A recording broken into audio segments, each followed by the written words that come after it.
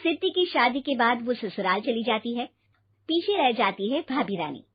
सिद्धि के ससुराल जाते ही भाभी कहती है, अरे वाह जी वाह, सारे कपड़े मेरे। हाय रे पैंट, अरे वाह वाह, मजा आ जाएगा। अरे ये सिद्धि की अलमारी के सामने खड़े होकर क्या बड़बड़ा रही है? जा जाकर देख मेहमानों को विदाई की मिठाई मिली कि नहीं। अब हाँ माँ जी, क्यों नहीं, लेकिन पहले कपड़े तो बदल लूं। अब रानी आ जाती है सिद्धि के उन कपड़ों में जो वो ससुराल जाने से पहले घर छोड़ जाती है। अरे रानी, कुछ दिन रुक जाती। अरे ये तो सिद्धि बिटिया को मैंने ही दिया था, बड़ा ही फबता था उस पर, तुझ पर तो कुछ खास नहीं लग रहा। अब वो ना मेरे सारे कपड़े गीले थे तो सोचा पहन लूं। वैसे भी सिद्धि को कौन सा दिन पुराने आउटडेटेड कपड़ों को पहनना है। वैसे भी ये सूट तो मैंने तभी पहना था, वैसे खास है भी नहीं ये। हाँ ठीक है, लेकिन ना मेरी सिद्धि पर तो जमता था। सारे मेहमान चले जाते हैं और सिद्धि ससुराल से मायके पहली बार आती है। अपना घर, अपना कमरा, अपनी अलमारी। ये बोलकर जैसे ही सिद्धि अलमारी खोलती है तो सामने उसके कपड़ों की जगह कुछ और ही रखा होता है। माँ, ओ माँ, जरा कमरे में तो आना। सास और रानी वहां पहुंच जाते हैं। रानी ने पहनी होती है सिद्धि की जींस और टी शर्ट। अरे भाभी, ये क्या? ये तो मेरी बड़ी ही महंगी टी शर्ट है, इसे आपने घर में क्यों पहनी है? अरे बहुत मिलती है दीदी ये चौक की मार्केट में, 150 में। ओ भाभी प्लीज, ये एरोपोस्टल है, 2000 की एक टी शर्ट। ओह, 2000 में तो दीदी 4 साड़ी आ जाए। अब क्या बोलूं भाभी, ये मेरी अलमारी में छोटू के कपड़े, तो मेरे कपड़े कहाँ हैं? मेरी अलमारी में? अब दीदी आपको कौन से पुराने कपड़े पहनने थे? माना भाभी, लेकिन मैं जब घर आती तो यही सब पहनती ना। अरे तुम तो बड़ी कंजूस हो दीदी।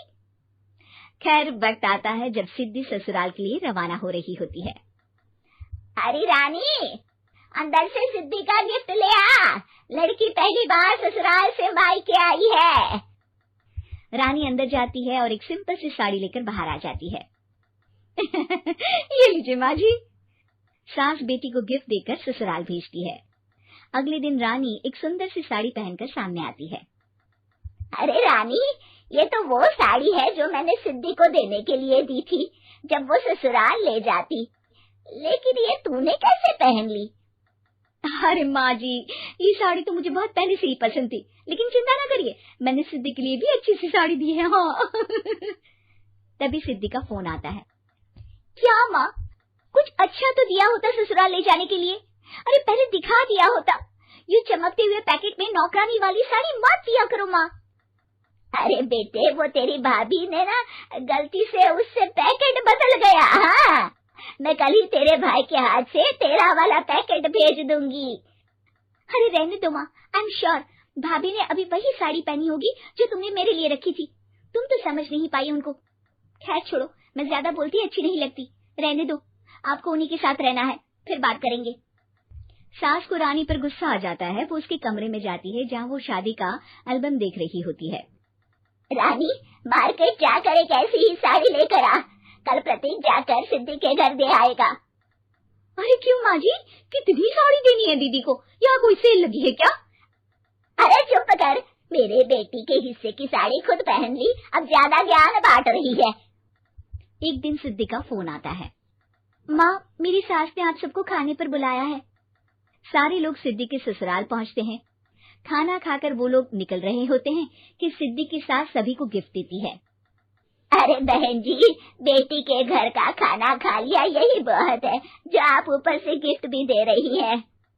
अरे बहन जी, आप भी कहाँ इन बातों पर विश्वास कर रही हैं। सास सभी को गिफ्ट देती है, लेकिन रानी को जो साड़ी देती है वो अजीब सी हरे रंग की, लाल रंग की बड़ी छाप वाली होती है। अरे छी, ये कौन पहनेगा? सासू माँ को तो जरी वाली इतनी सुंदर, और मेरे लिए ये नौकरानी वाली। अरे भाभी, दरअसल मैं जब भी घर आती थी आप वापसी में ऐसी ही साड़ी देती थी ना, तो माँ ने सोचा कि आपको आपकी पसंद की ही साड़ी क्यों ना दी जाए। बेचारी रानी, बोलती भी तो क्या।